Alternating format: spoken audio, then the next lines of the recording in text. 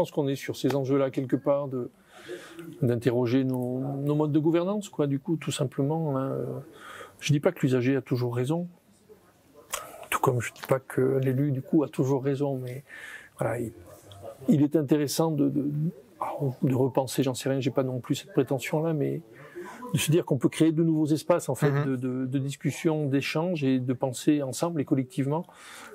ce que l'on partage, quoi, c'est-à-dire notre environnement le plus proche et au-delà, après si on le veut bien évidemment, mais concrètement sur du local, on peut réinterroger la manière, entre guillemets, là aussi de faire de la politique, hein, au sens premier du terme,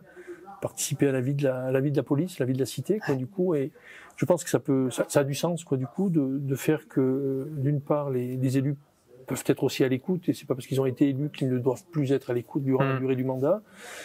Et au même titre, l'usager, le citoyen, l'habitant, ne doit pas être dans une posture de dire c'est pas bien ce qu'ils font, c'est nul, que le citoyen devienne aussi à un moment donné un véritable acteur, quoi. Mais créons cet espace où on passe d'un citoyen râleur à un citoyen acteur, et un élu décideur à aussi un élu qui écoutant. Et du coup, créons ces espaces-là de convergence. De convergence un peu hybride, comme peut-être est ce lieu-là,